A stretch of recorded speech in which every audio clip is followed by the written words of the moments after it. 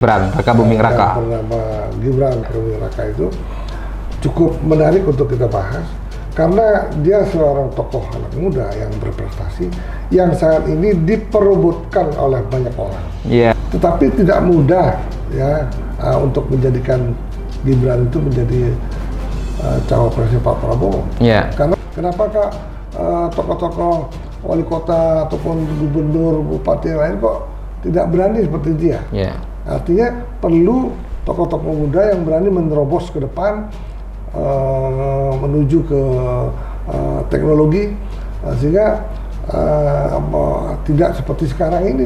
Menjadi cawapres usia muda bukan halangan, jadi muda jangan dianggap sebagai anak ingusan kan begitu Mr. Puji. Muda pun bisa berpengalaman, bisa berprestasi, dan ada salah satu bukti yang sudah nyata di depan kita yaitu Gibran.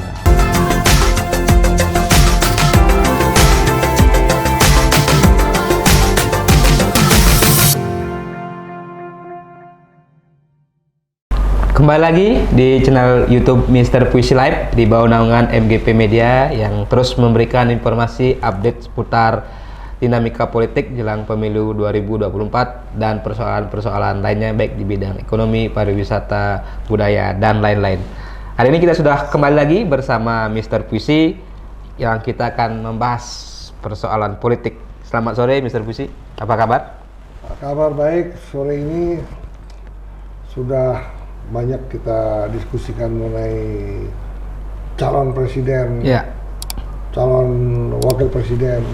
Tetapi yang sungguh menarik, ketika banyak orang memperebutkan seorang anak muda, adalah wali kota Solo yang cukup berprestasi. Kalau kita lihat apa yang telah dibuat oleh wali kota Solo, Gibran Raka Buming Raka, bernama Gibran Raka Buming Raka, itu cukup menarik untuk kita bahas. Karena dia seorang tokoh anak muda yang berprestasi yang saat ini diperebutkan oleh banyak orang. Iya, setidaknya dua kubu kan, kubu capres, koalisi. Itu perlu kita bahas hari ini. Kemana sih sebetulnya Gibran akan berlabuh? Apakah mungkin dia akan menjadi cawapresnya Pak Prabowo, ataupun apakah mungkin dia menjadi cawapresnya Pak Ganjar Pranowo? Oke, itu sebagai pembuka. Jadi kita akan bahas lebih detail dengan Mr. Puisi. Tapi sebelumnya saya ingatkan untuk jangan lupa subscribe channel YouTube Mr. Puisi Live di bawah naungan MGP Media. Jangan lupa juga like, komen, dan share konten-konten di channel YouTube ini. Judul hari ini tadi sudah disinggung sedikit, sangat menarik. Kenapa Gibran jadi rebutan di Pilpres 2024? Nah, ini beberapa hari ini juga statement dari petinggi PDIP, dari Sekjen PDIP Hasto, kemudian dari Ibu Puan juga mengatakan nama Gibran ini dipertimbangkan untuk menjadi cawapres Ganjar. Nah, bahkan Gibran juga terang-terangan mengaku diajak oleh menjadi atau disebut-sebut ingin dijadikan cawapres oleh kubunya Pak Prabowo, dan itu dilaporkan katanya ke PDIP, ke Ibu Mega. Tapi ini kan menarik juga karena putusan MK belum keluar Mr. Puisi ya, soal gugatan usia capres-cawapres yang minimal 40 tahun saat ini itu digugat agar diturunkan menjadi 35 tahun atau di bawah 40 tahun lah intinya. Itu Gibran intinya menjadi rebutan. Nah, bagaimana pendapat Mr. Puisi?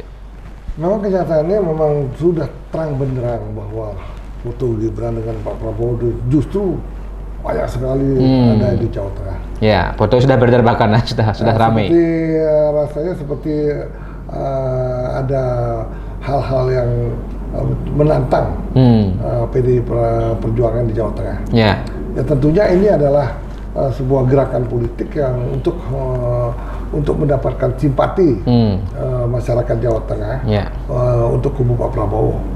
Tetapi tidak mudah ya untuk menjadikan Gibran itu menjadi cawapresnya Pak Prabowo. Karena apa? Karena udah jelas bahwa apapun yang dia lakukan, dia pasti kata yang Gibran sendiri pasti dia akan laporkan ke Bu Puan dan juga ke Bu Megawati. Tentunya akan mendapat nasihat-nasihat. Nah, untuk tidak terjadi, karena apa? Politik itu sangat cair dan apapun bisa terjadi, apa bisa mungkin gitu. Jadi untuk bisa tidak terjadi hal-hal yang cukup membuat blunder, ketika Pak Prabowo tuh ngotot untuk menjadikan Gibran jadi wapres, untuk terjadi hal ini, justru Gibran itu digadang-gadang juga untuk menjadi seorang kader PDI Perjuangan yang dicalonkan juga untuk menjadi cawapres Pak Ganjar. Yeah. Ya karena apa?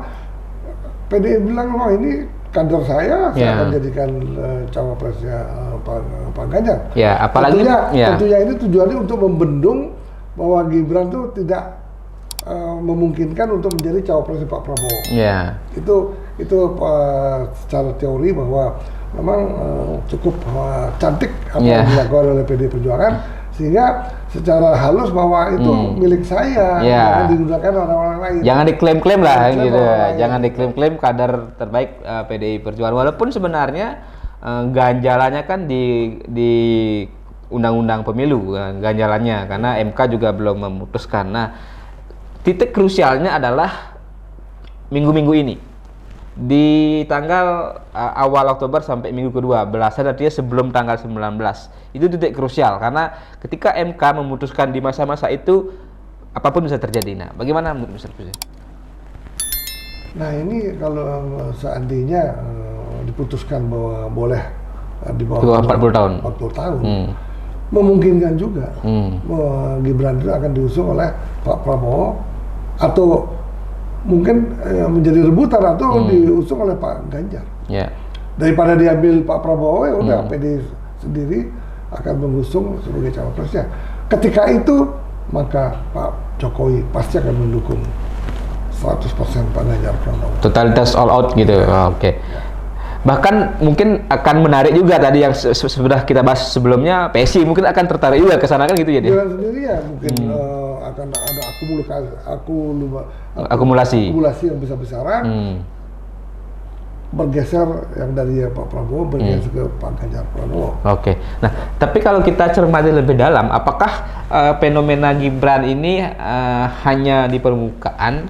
Artinya hanya sebagai sebuah perang citra bahwa masing-masing kubu ini ingin mengklaim dukungan dari Pak Jokowi atau ingin mendapatkan efek dari Jokowi karena tingkat kepuasan Pak Jokowi masih tinggi, masyarakat masih cinta dengan Pak Jokowi, jadi kemana arah Pak Jokowi, sebagian besar relawannya termasuk masyarakat mungkin akan ikut. Kalau kita kaji lebih dalam, apa sebenarnya yang membuat Gibran ini layak misalnya menjadi cawapres terlepas dari usianya yang masih terganjal undang-undang, tapi ketika itu sudah clear, nah secara personal atau secara capability apa ini kan Ganjar kalau kita lihat pengalaman kan baru wali kota gitu, artinya belum selevel Pak Prabowo lah yang sudah menteri, belum selevel Pak Ganjar yang kepala daerah 2 periode pernah jadi anggota DPR gitu. Ya kalau untuk menjadikan seorang wakil presiden sangat memungkinkan. Karena apa? Artinya cawapres itu sendiri pekerjaannya kan tidak tidak seperti seberat presiden lah. Itu mungkin menjadi cawapres Pak Ganjar ataupun cawapres Pak Prabowo. Jadi dengan pengalaman sebagai wali kota Solo, menurut Mr. Pusi artinya cukuplah memberikan gambaran bahwa Gibran ini adalah yang bisa diandalkan lah, walaupun hanya sebagai RI 2 gitu. Ya, karena sekarang memang sangat dibutuhkan politikus muda yang baik, yang mengerti mengenai teknologi, yang ingin memberantas korupsi. Kedepannya memang dibutuhkan muda-muda yang betul-betul ingin memajukan bangsa Indonesia ke depan. Gitu. Nah, kalau kita sedikit flashback, apa hal yang menurut Mr. Pusi menjadi prestasi Gibran lah di Solo atau mungkin gagasan-gagasan dia untuk sebagai terobosan selaku pemimpin muda gitu? Kita lihat di Solo sekarang justru dengan adanya Gibran, tokoh muda yang berprestasi, kota Solo ini sudah menuju ke menjadi kota yang objek wisata yang cukup baik. Kemudian Gibran juga membuat tenaga listrik dari tenaga sampah. Dia berani. Kenapa Kak tokoh-tokoh wali kota ataupun gubernur, bupati yang lain kok tidak berani seperti dia? Artinya perlu tokoh-tokoh muda yang berani menerobos ke depan menuju ke teknologi sehingga tidak seperti sekarang ini. Coba kita lihat, coba di DKI aja tidak ada orang yang berani mencoba gitu loh membuat tenaga sampah menjadi dalam listrik. Di Bali tentunya, di Bali Ada gunung sampah di sana di Serang. Gunung sampah yang tidak layak untuk daerah pariwisata. Nah, kenapa seorang anak masih muda yang baru muncul ini berani mencoba? Nah, kita lihat Bu Risma di Surabaya sudah mencoba, tapi kecil-kecilan. Gibran ini cukup lumayan besar teknologi pengolahan sampah menjadi listrik yang dilakukan Gibran di Solo.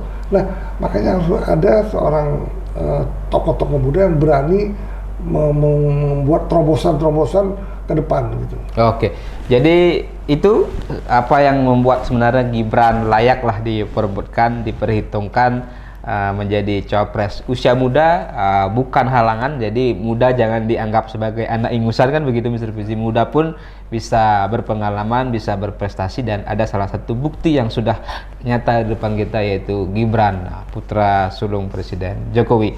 Kita tunggu saja, sekarang gongnya ada di MK. Ketika MK mengabulkan gugatan usia capres turun dari 40 menjadi 35, akan menjadi karpet merah, jalan emas bagi Gibran menjadi cawapres. Tadi seperti Mr. Puisi katakan, baik cawapresnya Prabowo maupun cawapresnya Ganjar.